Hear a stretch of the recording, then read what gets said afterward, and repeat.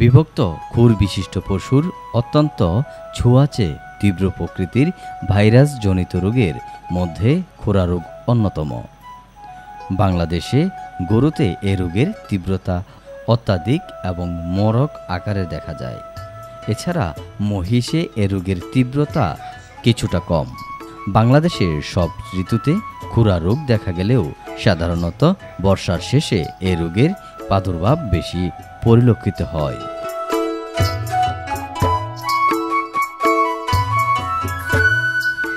শরীরের তাপমাত্রা বেড়ে যায়, জিহ্বা, দাঁতের মাড়ি, পায়ের খুরের মাঝে ঘা বা ক্ষতের সৃষ্টি হয়।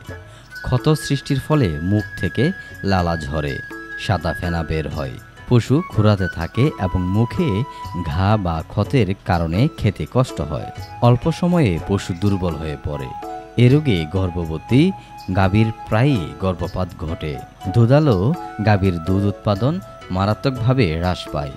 বয়স্ক গরুর মৃত্যু হার কম হলেও আক্রান্ত বাছুরকে বাঁচিয়ে রাখা খুবই কঠিন। আক্রান্ত পশুকে সুস্থ পশু থেকে আলাদা রাখতে হবে। অসুস্থ পশুর ক্ষত পটাশ বা আইওসান মিশ্রিত পানি দিয়ে ধুয়ে দিতে হবে। নরম খাবার দিতে হবে। পশুকে শুষ্ক মেঝেতে রাখতে হবে।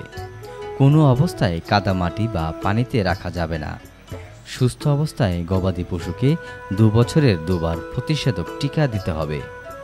খাওয়ার সোডা 40 গ্রাম 1 লিটার পানিতে মিশিয়ে পায়ের ঘা পরিষ্কার করে সালফানাসাইড পাউডার লাগাতে হবে। টেট্রাসাইক্লিন অথবা উভয় ওষুধ 5 থেকে 7 দিন ব্যবহার করতে হবে। খুরা রোগের আক্রান্ত পশুর লালা, গায়ের রস, মূলমূত্র, দুধ ইত্যাদির মাধ্যমে এই ভাইরাস নির্গত হয়।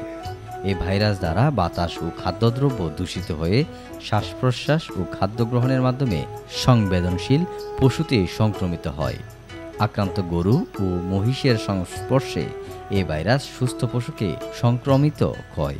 আক্রান্ত পশু ব্যবহার দ্রব্যাদি ও পশুজাত দ্রব্যের চামড়া, মাংস, দুধ ইত্যাদির মাধ্যমে এই ভাইরাস এক স্থান থেকে অন্য স্থানে, এমনকি এক দেশ থেকে অন্য দেশে ছড়িয়ে পড়ে। রোগ যাতে না ছড়ায় সেজন্য আক্রান্ত পশুকে সুস্থ পশু হতে আলাদা করে চিকিৎসার ব্যবস্থা করতে হবে। রোগাক্রান্ত পশুকে শুকনো জায়গায় রাখতে হবে। কোনো অবস্থাতেই কাদা জলে রাখা যাবে না।